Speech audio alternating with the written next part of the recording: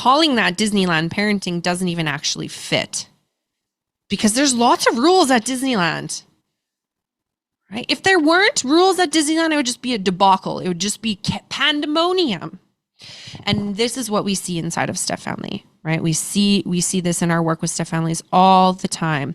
The kids are being shuttled back and forth between school and karate and ballet and their other home. And all of those places, maybe except for the other home, maybe not, all of these other places that our kids go to, they've got rules, right? There's rules at karate. There's rules at school. There's rules at ballet. And then when they come home and everybody's kind of left to their own devices, it just turns into no man's land, right? It's like first one to the TV wins the remote. First one to the fridge wins the cake. Okay. Last one to the dinner table wins. For most of us, belonging to a stepfamily was never part of the plan. We never planned to get divorced, never planned to fall in love with somebody who already had kids and an ex-spouse who's not going anywhere. But here we are, trying our best to solve the blended family puzzle. I'm Brittany Lynch, and for the last 15 years, I've been working with the human body, mind, and spirit. As a certified stepfamily counselor, mental health nurse, and having been a stepmom myself for the last decade, I've learned that happy stepfamilies are built by healthy people. Welcome to the Whole Stepfamily podcast, where you will learn how to create peaceful, loving, authentic stepfamily relationships that allow you to be who you really are, so you can love the life you live and the people you live it with. As we wait on the timing, together we find it. There's more than one way to go home. Hello and welcome to the Whole Stepfamily podcast. I am your host, Brittany Lynch, registered nurse, certified stepfamily counselor, self-appointed most awkward human on the planet. I always feel weird starting a podcast episode because I don't know what I'm supposed to say. I don't know what to do with my hands. Well, one of them is holding a microphone, so I better get into it. Get after it, get onto it. Okay. Let's get in the trust tree.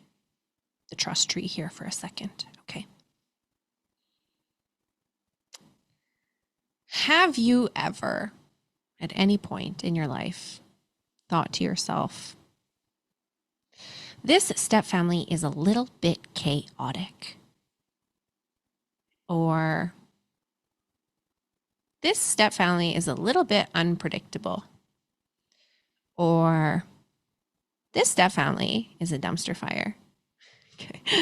Now, no shade. I'm not throwing shade. Stepfamilies are hard, man. They're hard. Okay. They're hard. But while we're in the trust tree for a second and we're asking ourselves this question, right? Is my stepfamily maybe a little bit chaotic sometimes? Between you and I already know that there's like this element of surprise that kind of lingers in the world of stepfamily, right? It's like there's always the opportunity for an unexpected plot twist. There's always the opportunity for like the element of surprise. Like we don't know who's going to show up. We don't know what time they're going to show up. We don't know what's in the suitcase. We don't know what's in the bag. We don't know where the library books are. Do you have soccer practice tonight? There's always something unexpected happening in stepfamily, right? So if you're anything like most of the people that we work with, there's a pretty good chance that you also have been affected by this unstable, unpredictable nature of stepfamily to some degree or another. So that's why on today's episode, I want to talk to you about what I learned about this instability or this unpredictability or this opportunity for plot twist, and what that has to do with you as a member of a blended family who's trying to create, I'm assuming, since you're listening to this podcast, trying to create a blended family environment which is peaceful and supportive and not chaotic and not unpredictable, Otherwise, why would you be listening to this episode? Otherwise, why would you be listening to this podcast? We all know that your home is meant to be your sanctuary, right? Your home is supposed to be this place that you can go to at the end of a long day where you feel safe, where you feel held, where you feel seen, where you feel heard, and where you can let your nervous system unwind and where you can let your nervous system relax. Now, letting your nervous system unwind, letting your nervous system relax. Let me translate this. Over the years, I've been a stepfamily counselor for 6, going on 7 years now, which seems crazy. But for the last 6 years, I have spoken with probably thousands at this point, thousands of people from a stepfamily, maybe tens of thousands. I'm not sure. I've lost count. But I've talked to a lot of people in a stepfamily, okay? I've heard everything. And I can tell you that 9 times out of 10, when I am talking to somebody who's just coming to us looking for support in their stepfamily, and I ask them the question, what do you want from us? Why are you here, right? What is it that you think that we can do for you? What is it that you hope more than anything that we can do for you? If we had a magic wand and we could flick that magic wand and give you anything that you wanted, what would you want from us? 9 times out of 10, 9.5 times out of 10. Okay, 98 times out of 100. I'm going to get real, even narrower here. What people say that they are looking for is peace. Now ask yourself this question. Okay? Is that something that you are looking for in your stepfamily? Are you looking for peace in your stepfamily? How will you know when you have that? Right? This is my next favorite question. How do you know when you have peace? But what I've realized is what people are calling peace is actually a calm nervous system. When people are saying, I want peace in my home, what they're saying is, I want my nervous system to be able to CTFO, chill that beep out, right? I want to live in a home where I feel like I can take a full inhale and a full exhale, and I'm not carrying all this tension in my shoulders. I want to live in a home where I know what to expect.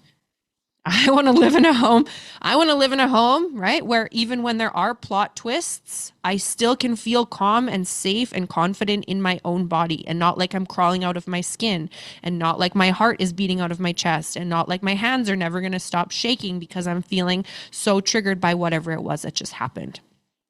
So my translation for calm, relaxed nervous system, my translation for that is peace. So if you have ever said to yourself, I desire peace in my stepfamily, start with your nervous system. Okay.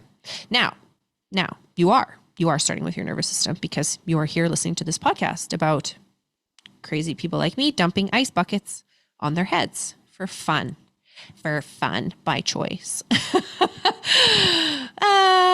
Anyways, the irony here about creating homes where we can feel safe to relax in. Okay. I want to be at peace enough in my own home where I can relax and actually relax. Let my hair down, right? Let my hair down, take a big breath, get in the bath, feel like I can. And so many of us, this is what we want our homes to feel like. Okay. I'm going to argue most people in the world want their home to feel this way. Like you can come home, relax, have a good time. Things can be easy. Things can be fun, right? It's not so serious all the time. You're not always wondering who's at the door and how long are they going to stay. And so unfortunately, since stepfamilies are just by nature more chaotic and unpredictable, that means that the likelihood of just defaulting into a stepfamily that is peaceful off the hop is very small. Okay, so if you are one of the unicorn people who fell into a unicorn stepfamily where everything just unfolded and nobody had to do any work and all the kids went to bed on time and everyone ate dinner at exactly 5:30 p.m. and the kids cleared the table after and everyone gets out the door for the bus on time. If you just magically fell into one of these stepfamilies, then congratulations, you are a very lucky person. Please go buy a lottery ticket and call me. Okay. Now, if you are like the rest of us mere mortals who entered into a step family, became a part of a step family, then you will know that by nature, we have way more plates in the air. We have lots of balls in the air. We have lots of opportunities for plot twists. And so since that is just the nature of our family dynamic, that requires that if we actually want to live in a home where we can feel relaxed and at peace and like we can have fun and like we know what to expect, then the adults in that situation are going to have to create that environment for the kids. But the irony here, something we see often, is that in our desire to want to create a home for our kids where they feel relaxed, or they feel like they can have fun, or they feel like things are easy, the irony and the like, don't do this. The irony is that in trying to create an environment for our kids where they feel relaxed and where they feel like things are fun and safe and easy, a lot of parents, a lot of divorced parents specifically, or separated parents, single parents, will resist the idea of wanting to implement too many expectations or too many chores or too many rules. Okay. If you know what that is like, I hear you. I understand. Now, while I can completely understand where this thought process comes from, right? I can understand thinking like, oh, I want my kids to actually want to come here, so I don't want to give them a bunch of jobs to do when they're here, right? I don't want to be the home that they come to where they're like put to work all the time. I want to be the home that they come to where they feel like they can let their hair down and relax. And if that is you, if that is your intention for your home, for your family, for your kids, for your partner, is to create this environment where people feel at home and safe and like their nervous systems can unwind, I salute you. And I want to make sure that this mistake is not being made in your home, because this mistake can be fatal. And I don't want to see that for you. We already know that step families fail at a rate of 2 in every 3. So the less mistakes that we make that can prevent us from becoming one of those statistics, the better. And the mistake that we see being made all the time when it comes to creating homes where people feel relaxed is that it's not just that we don't set expectations. It's that we resist setting expectations that need to be there in the first place. Okay. Now, in step family lingo, in the pop culture lingo of step family, you might hear this referred to as, and I didn't make this term up, so don't come after me, okay? But you might hear this referred to as something called Disneyland parenting. What is Disneyland parenting? Okay, again, don't come out. Don't shoot the messenger. Don't shoot the messenger. Okay. Disneyland parenting is what can happen after the parents of kids separate, and we want to create an environment for our kids, stepkids, okay, where everyone feels good and happy and excited. And we want our kids to be excited to come and see us, don't we? Like, we want to be the home that they want to come to. And so the way that we can default into creating homes that the kids want to come to is that we think the less jobs I have for them to do, the less expectations I have for them, and the more fun I can make their time, the more they're going to want to actually come here, right? Now, unfortunately, when everyone is left to their own devices, and everything kind of is just like this free for all, and nobody knows which way is up and nobody knows which way is down.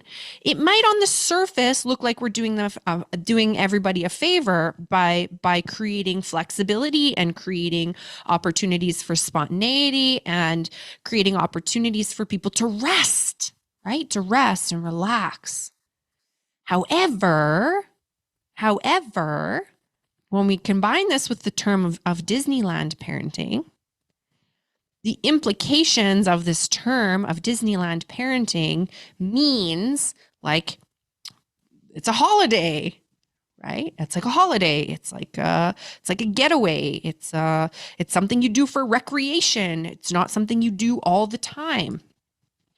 So it's kind of an insult, I guess, when people refer to their partners or their ex-partners as Disneyland parents, because there's an implication there that you are not upholding the day-to-day structure that would be required to run a household. Okay. And this can be brought about for many reasons. One of them being a lot of parents have a lot of guilt when they separate from their kid's other parent. One of them being that it's really hard for kids to be in blended families, and it's really hard to be shuttled back and forth between homes or to cope with the death of a parent if you are widowed, or you name it, right? The circumstances that go into what creates blended families are never the most positive, right? A stepfamily is always born from loss, which is something that makes us different than nuclear families, biological families.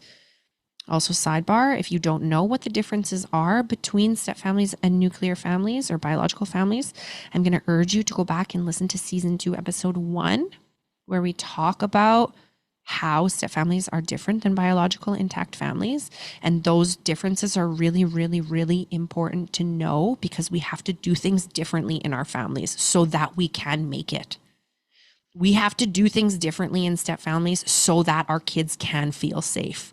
We have to do things differently in stepfamilies so that we feel good, so that our nervous systems are taken care of, so that we can feel at peace in our home, right? We have to do things differently in stepfamily. So if we zoom back out to this concept of Disneyland parenting and the implications of that, okay? The implications of Disneyland parenting means there's probably not a lot of rules. There's probably not a lot of structure. There's probably not a lot of discipline. There's probably not a lot of expectation. There's probably lots of fun, lots of spending of time, lots of spending of energy, lots of spending of money. And these are all fantastic things. We want family to be fun, right? We want our household to be fun. We want our kids to want to come. However, if we actually tried to apply this same theory of like anything goes to Disneyland, like let's just talk about this for a second. If we went to Disneyland and there were no rules, there were no expectations, nobody had chores, okay? Imagine this for a second. Imagine going to Disneyland. Nobody has chores, right? Nobody works there. There's just garbage everywhere. There's no such thing as a lineup, because a lineup is a rule. So everything is the lineup, right? There's a mad dash to get the very last corn dog, and you don't know who's going to jump over whom in order to get that very last corn dog, because there's no structure, there's no order. So even the nature of calling our propensity away from structure in stepfamily, calling that Disneyland parenting doesn't even actually fit, because there's lots of rules at Disneyland, right? If there weren't rules at Disneyland, it would just be a debacle. It would just be pandemonium. And this is what we see inside of stepfamily, right? We see this in our work with stepfamilies all the time. The kids are being shuttled back and forth between school and karate and ballet and their other home. And all of those places, maybe except for the other home, maybe not, all of these other places that our kids go to, they've got rules, right? There's rules at karate. There's rules at school. There's rules at ballet. And then when they come home and everybody's kind of left to their own devices, it just turns into no man's land, right? It's like first one to the TV wins the remote. First one to the fridge wins the cake. Okay. Last one to the dinner table wins. And I'm sure we all have a step kid who wins that one all of the time, right? Or a kid who wins that one all of the time. But what I realized, on the this weekend that just passed. Let me talk to you about ice buckets here for a second. So yesterday was Sunday. And on Sunday, I do what I need to do to set myself up for success to the best of my ability for the week coming up where I'm going to get my kids. And so that usually includes an element of like, I take care of my body, I take care of my mind, and I take care of my spirit in whatever ways I need to do that in order to be able to provide a home for my kids that when they come, they feel safe, they feel secure, their nervous systems can relax, they know what to expect, right? In order for me to be able to create that for them, I have to first create it for myself. In order for me to be able to help you create it, I have to first have it created for myself. So one of the self-care activities that I did to take care of myself this previous weekend, yesterday, to get myself ready for my co-parenting or my parenting week that is beginning today, is I went to a, shall I call it, healing ceremony, which included a sauna and ice buckets and all kinds of other magical goodies, things that smelled good, things that tasted good. It was an experience, again, for me, so that I can start this week off on the right foot and be better have there be a higher likelihood that I'm not going to lose my SHIT on my kids at the drop of a hat, right? I've had to create nervous system strength and resilience when I became a part of a stepfamily, when I became a stepmom 10 years ago, and now as a co-parent. Nervous system resiliency and the ability to handle and tolerate stress and the ability to take care of myself, these are non-negotiable, right? If we're going to survive in blended families, if we're going to survive in step families and not lose our SHIT all the time, then we need to develop this, and we need to develop self-care practices that can hold us and support us. So one of the things that I did for myself to support my nervous system is I did this sauna experience where I sit in a sauna. We sat in the sauna for, I don't know how many minutes because I was in the sauna. And then after that little period of time, when you're heated right up, then you go out and you get an ice bucket dumped on you. And that ice bucket dump is like, it's very shocking, right? It's like sucks the breath right out of you. And interestingly, this can help and does help to create more nervous system tolerance and more of a threshold and a capacity to be able to hold stress, because you're training your body to know just because I feel terrible doesn't mean I'm actually in danger, right? Just because I just got a bucket of ice water dumped on my head and it felt terrible and it sucked the breath out of me and my nervous system is going, oh my gosh, doesn't actually mean that I'm in danger. And so there's lots of pieces that go into these healing ceremony processes. But if you're wondering why I'm doing this from a physiological perspective, this is why. I have to train my nervous system to be more resilient, and therefore I have to do intense things to it to train it that when it feels that way, actually I'm fine and I'm going to be fine. And the way that translates is that when my kids are being kids and being loud and breaking things and saying no and being sick and up all night and all the things that kids do that really can influence your state of mind and influence your emotional state and influence your mental state if you're not taking care of yourself, I just want to make sure that I've got myself set up for the best chances here. So these are the kinds of things that I do to improve my ability to handle stressful situations. Okay. Now, the lesson that I took away from this ice bucket sauna experience, healing experience, wasn't actually about the nervous system stuff. Okay, I just totally geeked out on that. That was like a freebie. that was a geek out freebie because I love the brain and I love the nervous system, and that is the why behind why I'm dumping ice buckets on my head. However, here is what I want to share with you as somebody who is desiring to create more peace and more structure and more safety so that you can feel at peace in your home. Before I went to this sauna, I'd never done this before. I'd never done this before. I'd never met the facilitator before. I'd never been to this spa or whatever this thing was called, this sauna place. I'd never been there before. I didn't know what to expect. And the thing about step families is that often we don't know what to expect, right? There's always a plot twist around the corner. So I'm going to this ceremony. I'm going to this healing ceremony. I know it's going to be healing. I know it's going to be good for me. I know what is going to happen physiologically for me, okay? But I've still never been there. I don't know the people. I don't know the facilitator. I don't know the building. I don't know the expectations, right? I don't know what to wear. I don't know what to do with my hands. I don't know what to do with my hands. And so a couple of days before the ceremony, we got an email from the facilitator, and the facilitator gave some information. Okay. And that information were things like what time to show up, how early to show up, why, right? There's going to be a waiver. Show up 10 minutes early so that we can start our sauna on time.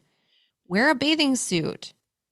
Bring at least 2 towels, but 3 towels is nice. Right? It's nice to have a 3rd towel, she says. Bring water. Come well hydrated. There's going to be tea there. There's going to be water there. Right? But still, bring yourself something to drink. And I could feel myself in the days leading up to the sauna experience kind of starting to get nervous, right? Because I'd never done this before. I didn't know what to expect. And then the facilitator sent this email that told me all of these things that I didn't know I even had as questions, but she just handled it. And so then when I rolled up at this sauna appointment, I was prepared, not just physiologically for what I knew was going to happen to my body going into the sauna and then getting the ice bucket dumped on my head, but I was prepared mentally and emotionally as well. I knew that when I showed up from 1:50 until 2:00, people were going to be doing their waivers and changing and all of this preparatory stuff. I knew at 2:00 we were going to start the ceremony. I knew by 4:30 it was going to be over. I knew what the flow was going to be like. She told us what we could expect when we got there, how long we'd be in the sauna for, right? Then she explained it again when we got there. So we again knew. She set the stage. She set the expectations. She told us this is what's going to happen. There's going to be tea, right? There's going to be water. Get your towel. All of these things that she had prepared us with in advance then worked their way into the ceremony. Now, what is important about this? Why am I talking about this? Why does this matter for you? Okay. I am an adult, arguably. I'm an adult, and I am an adult who is responsible for human lives in many forms, right? I run a business. I have children. I have myself. But maybe that's about it, is those human lives that I'm responsible for. Anyway, what I'm trying to say is that I am no stranger to having to hold my own in spaces. I am no stranger to having to figure out what to do and fly by the seat of my pants and make that happen. Okay. I am no stranger to being plunked into the middle of spaces and having to figure out what the F to do to get out of those spaces, right? This is entrepreneurship. This is parenthood. And even still, I get nervous when I go to new places. I have anxiety when I go to new places. I have anxiety when I don't know what to expect. And it wasn't until I left the ceremony yesterday that I realized how helpful it was that she had sent out those instructions beforehand. I didn't realize how important those instructions were to set the frame and set the edges or the boundaries of that container. If we don't know where something ends and where something begins, then our tendency as human people is going to be to search, whether that's with our minds unconsciously or with our bodies, right? Now, kids' jobs are to test boundaries. It is a child's job to test boundaries. Okay. It is an adult's job to uphold those boundaries, to set those boundaries and uphold those boundaries. But kids are going to test them. Okay. That's what they're meant to do. Now, if there is no boundary to test, this offers no stability for our kids. If we do not clearly communicate what is going to happen at our home when they're there, they are just at the whim, right? We're back at Disneyland where there's no lineups and everybody's jumping over each other to get the very last corn dog. If we are going to create homes where our nervous systems can unwind and relax, where people feel at peace, where people feel comfortable, where people feel safe, we need to give a container to create that structure and that safety. And by resisting the implementation of expectations, by resisting the implementation of household routines or household responsibilities, when we resist these things because we want our kids to be able to relax, we're actually doing the thing we're not meaning to do, which is creating an environment for them that they can't relax in. And not just them. It's not just them who can't relax. We can't relax either because we don't know what to expect either. So if you don't know what to expect and I don't know what to expect and our kids don't know what to expect, it is pandemonium. Okay? It's absolute pandemonium. So let's just look at this for a second from like a bird's eye view. Okay. So here I am, an adult human person choosing to go to sauna and get ice buckets dumped on my head. Okay. I was able to go to this very uncomfortable experience and have a very good experience. Okay. It wasn't comfortable. It wasn't fun. Like it didn't feel good to do that. It felt uncomfortable. It felt scary. It felt cold. It felt shocking.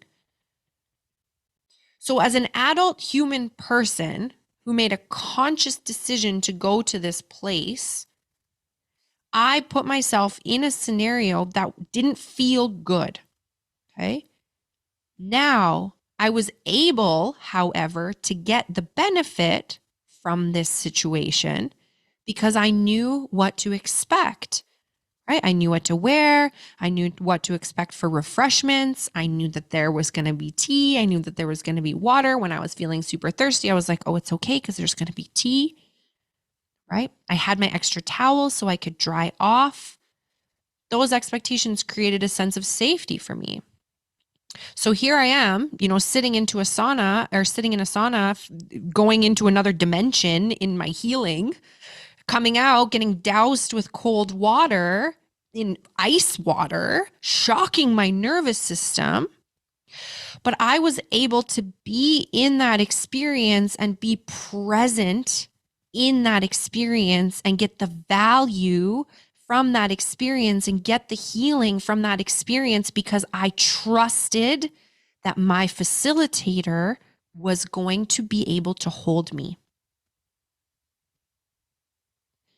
And if I did not feel like the person who was supposed to be there to hold me could hold me, I wouldn't have been able to have the same experience.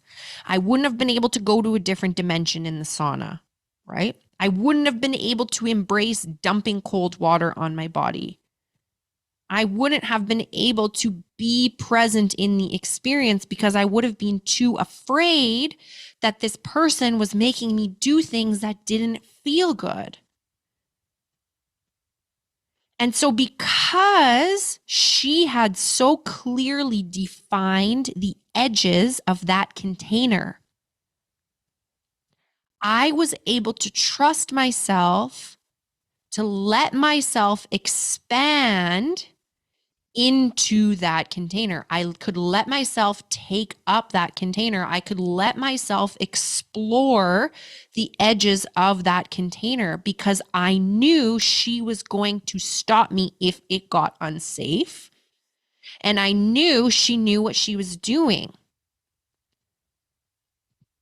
Without expectations, without edges to a container, we just would pour into a puddle all over the floor, right? And that's not safe. A container is to contain. And so maybe instead of thinking about the expectations or rules or roles or responsibilities that we want to institute into our step family, maybe instead of thinking of those as like something that is controlling, we look at those as something that are containing. Okay, I want to write that down because that was good. Instead of looking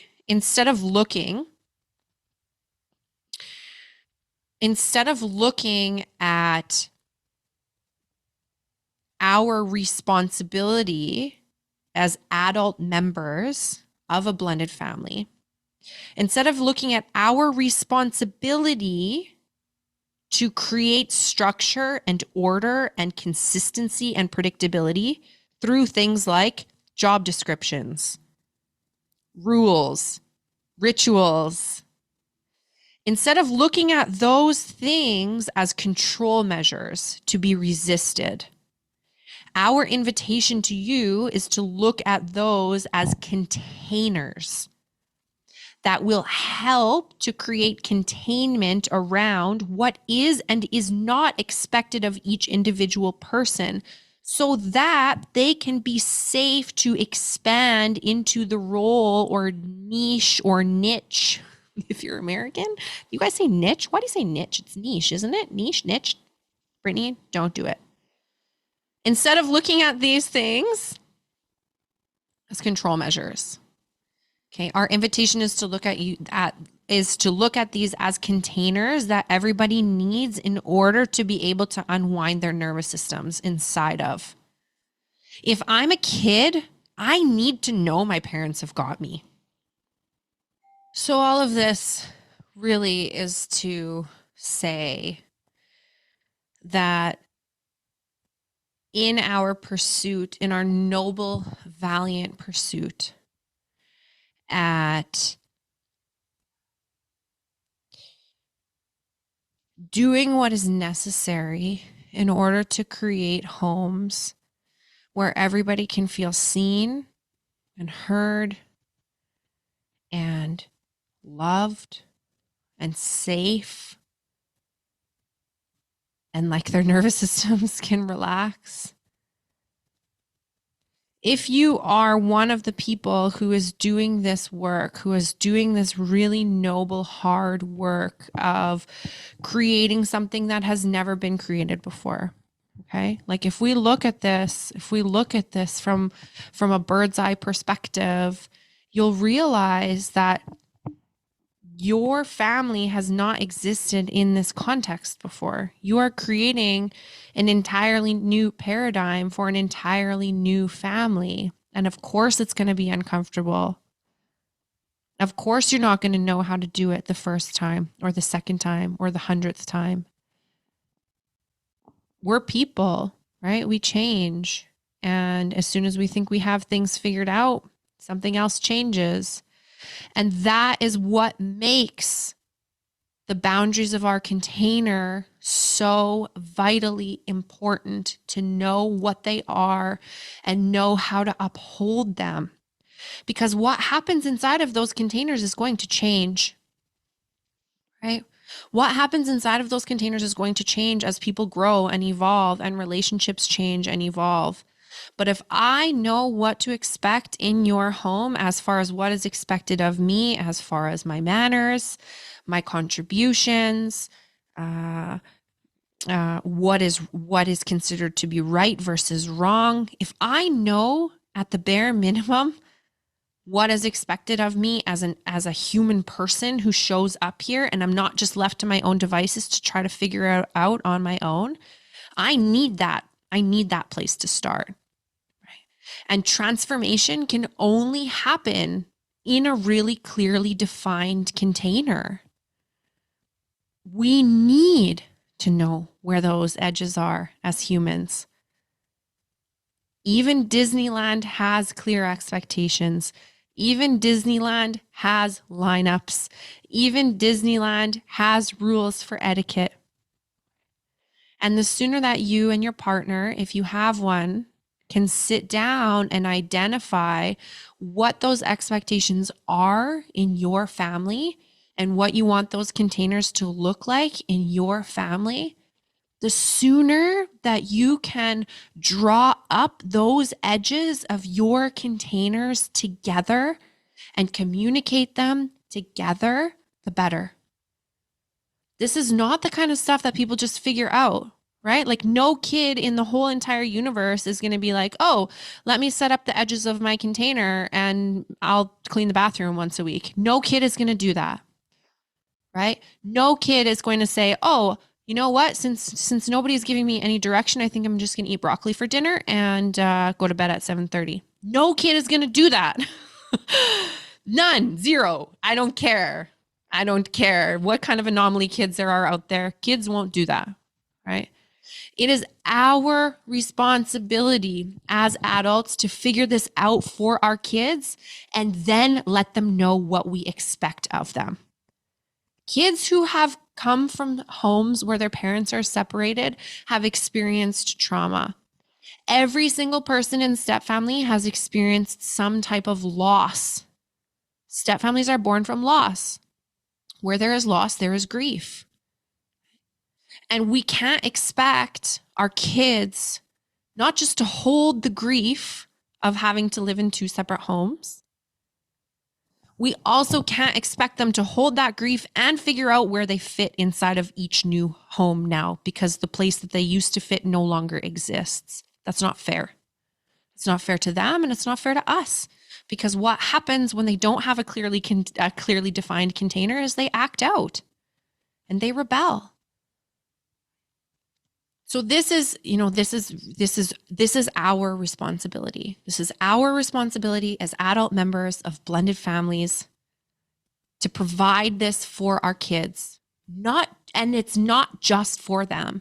It's for everybody. When everybody knows what to expect, everybody knows what to expect.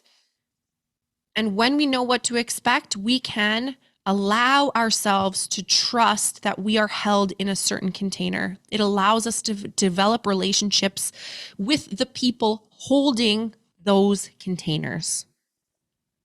I'm going to say that again. When we define the edges, when we define our expectations, when we communicate our expectations clearly, and we uphold those, it allows our kids to develop a relationship where they trust us. They don't have to like us to trust us, right? My kids don't have to agree with my decisions to enforce bedtime to trust me that I'm going to enforce bedtime. You don't need to like your 7:30 bedtime for me to know that that's the right time for you to go to bed, right? And there's not a lot of arguing because that is just the expectation. There might be a little bit of pushback, but it doesn't go for long because that is the expectation. So, what to do next, right? What to do next so that we're not just listening to this episode and then carrying on as if everything's going to work itself out over time. We see stepfamilies making this mistake all the time, right? Oh, just things will figure themselves out on their own. So instead of, letting this this podcast just be some information that you put inside of your beautiful mind and let it run amok with all the other beautiful information you have inside of your beautiful mind. I'm going to challenge you to send this episode to your partner and together come up with one new expectation or boundary that you can together share with your blended family that will create more structure, predictability, stability for everybody. And by doing so, will create an opportunity for everybody to feel more relaxed and at peace with each other, without each other when they go back to their other home, right? Create an enduring sense of safety, an enduring sense of predictability by creating clearly defined containers. So my challenge to you, send this episode to your partner, come up with one expectation together, one container edge together that you can institute as a family. And then for extra brownie points, you can send me a message on Instagram at the Step Queen and let me know what that container boundary is. And if you can't get your partner on board or you haven't repartnered, you can just let me know what that container expectation is. Anyway, send me a message at the Step Queen on Instagram and let me know what that container edge is. I'm very excited to hear about it and to see the stability and peace and rest that it ends up bringing forth into your home for you, for your kids, and beyond.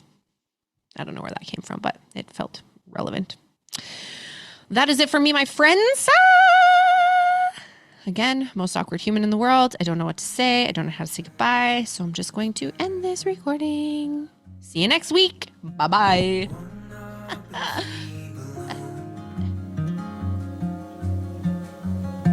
When you're chasing after what matters, your heart knows where to go.